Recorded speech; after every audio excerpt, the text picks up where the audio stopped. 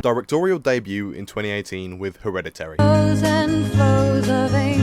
Since then, Ari Aster has got progressively more insane with each film that has come out, coming back with Midsummer in 2019 and Beau is Afraid in 2023, before Eddington is releasing this summer. A director who distinctly knows the stories he wants to tell and the emotions that he wants to explore. And looking at his filmography, we can see the progression in his bold attempts at investigating such personal and deep themes. We see it through his experimental filmmaking and how that grew exponentially in each of his films. His vision was seen from the first frame. One of the film's most iconic elements is the use of miniatures. We get seamless transitions between the figures and real life that also serves as a practical showcase that Annie is attempting to cope with a lot, so much so that it's bled entirely into her work, recreating harrowing scenarios that she's been through in miniature form, reflecting on huge moments that are threatening to tear this family apart, and that's ultimately what the point of the film is. It's an exploration of mental illness and tragedy in grief, and how that grief can tear a family apart from the inside, as opposed to finding a way through it together. It's a dark look at what grief can do to people. Each character goes through the same extreme thing, but each of them deal so differently. We see willful blindness and total breakdowns, and whilst they can be at odds with each other at times, there's never a moment where we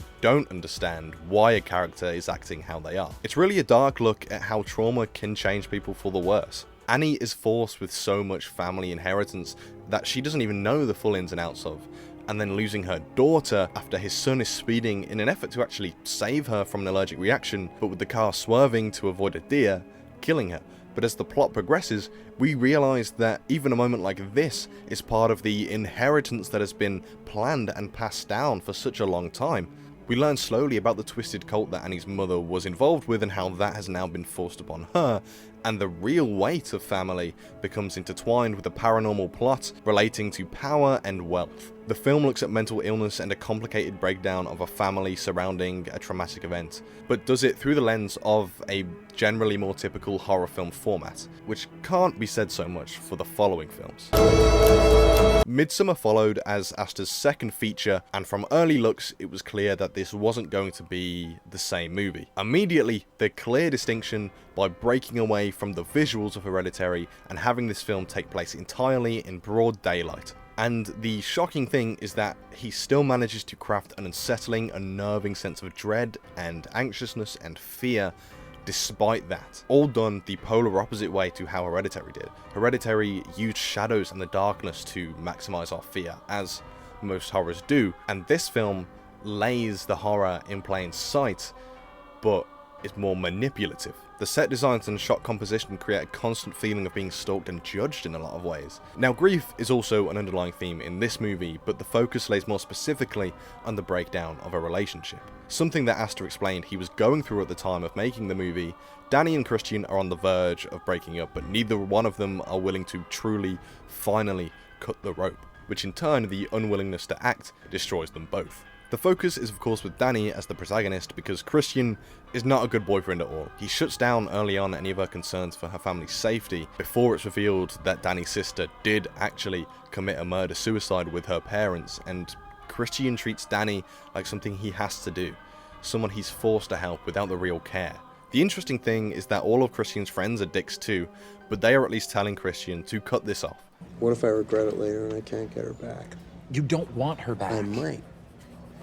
Okay, well then you can bitch to us about how much you regret it for that day, and then we'll remind you again that you've been wanting out of this stupid relationship for like a year now. He's out of line, but he's right. They know he doesn't want to be with her. Danny, on the other hand, is so afraid of being alone and so afraid that Christian is the horrendous boyfriend that he's kind of showing himself to be, but she cannot let go, therefore the relationship becomes more and more toxic and unhealthy. Christian even forgets Danny's birthday in the film.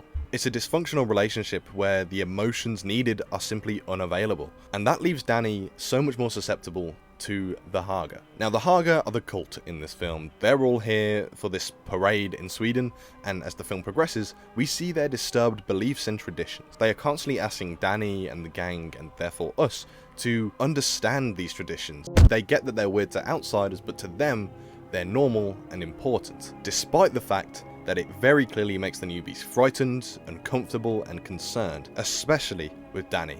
but members of the Haga see her vulnerability and prey on that. The film actually tells us the plot and the outcome from early on through some images, which again showcases that this is kind of planned from the Haga. They prey on the vulnerable individuals that come to this place. Through social techniques, they essentially pressure everyone into staying longer, and it's clear that they had identified Dani's mental state and chosen her early as the main victim to be the May Queen, and through peer pressure and manipulating her livelihood, they indoctrinate her into the cult. The real horror in this film is the ending shot of Dani smiling. She's a character that I really feel so much for and want to see happy, but the only time she thinks she's happy is after all of this, and it's a fake happiness. It's not true. It's an uncomfortable watch as we as the audience have this extra outside perspective just from the simplicity of knowing that we're watching a movie, meaning the indoctrination that Dani suffers isn't exactly going to work the same way on us. But through their cohesion, Dani and the others are convinced that for them, this is a simple tradition and not disturbed. And through Dani's vulnerability, the Haga force her to confront many of her worst fears,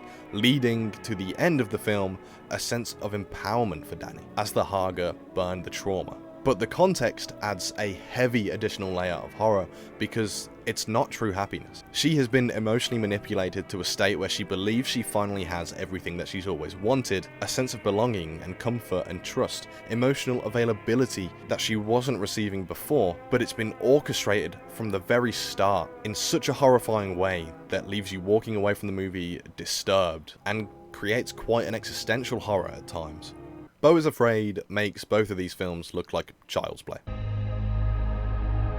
Okay, that's not quite accurate, but we saw Aster's filmmaking take a considerable jump from Hereditary to Midsommar, being much bolder in its presentation, and Beau is Afraid takes that another step further. We have slowly come further and further away from the traditional horror movie format in each film, whilst tackling similar subject matters in each installation. Beau is Afraid is a heightened view of the world. We are seeing everything through the lens of an individual who is always seeing the worst case scenario, and this leads to a film that is a weird fever dream of existential horror and comedy? I'm visiting my mother tomorrow. Do you ever wish that she was dead? It's a film that you quickly learn not to trust anything you see, which gives us this sense of anxiety, which is what the film is all about. The film is about an incredibly anxious person, and we are put into the first person seat pretty much. We never know what's true, even devolving into full-blown trip sequences where Beau is seeing his own life in animated form. The film goes from total anxiety-inducing apocalyptic feeling sequences to hilarious family dynamics. Overall, this film once again looks at trauma and grief and how that can affect your perception of reality and your day-to-day life. Beau is a character who has heavily conflicted emotions towards his mother, and we see the long-term effects that that's had on him, looking at guilt and parental manipulation and once again, mental illness. It's an absurdly psychological film that is really like no other. I mean, I've genuinely never seen anything like this film, and it's a truly big-scale existential feature that left me thinking about such wide concepts in my life that I couldn't comprehend, and even now is such a strange and difficult movie to talk about. But something you may have noticed is that the dark themes are across all three of these films, and all of them end in quite depressing ways. Ari Aster is undoubtedly one of my favourite directors working today. Each of his films are so inherently tied to him, and you can feel that.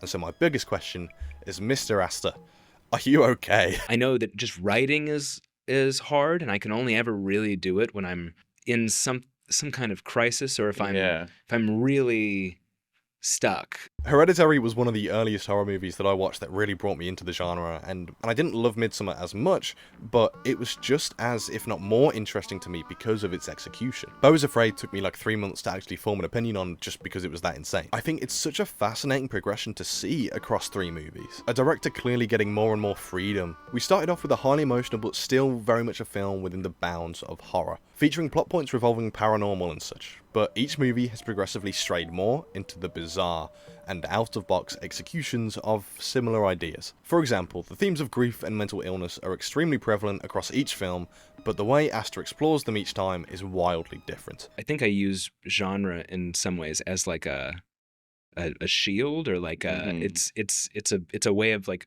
obfuscating. Yeah. So in some ways it's like cowardice, right? It's that I need to veil just how personal the stories are. Mm-hmm. No matter how you feel about each of his movies, it's clear that they are all inherently his visions and that he commits to the concepts either way. We see that in Beau is Afraid more than anything else. It's unapologetically unique and experimental. But they're all films that force you to think about a lot, and I think with Bo, having a film that takes place through the eyes of someone who is anxious about everything, preempting every scenario to see the worst case because that's what he's expecting. And so that's how we see it as well. And it's highly effective at just making you feel so anxious the entire runtime. It's quite a difficult watch. It's the best thing you could say about a piece of art is it inspires you to, like, you know, go for it. And so therefore his issues with his mother are also felt firsthand in how he feels manipulated.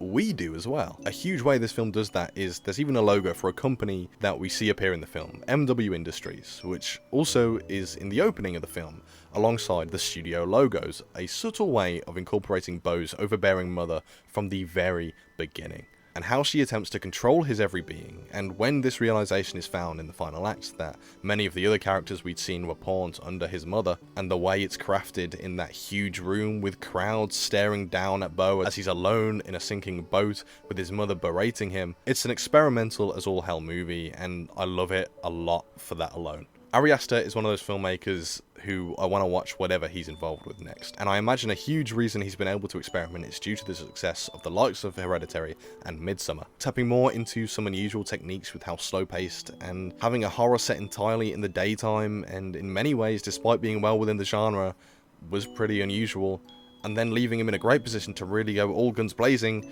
with his next film, and he absolutely did, finding wilder and weirder techniques to progress the narrative and create emotions.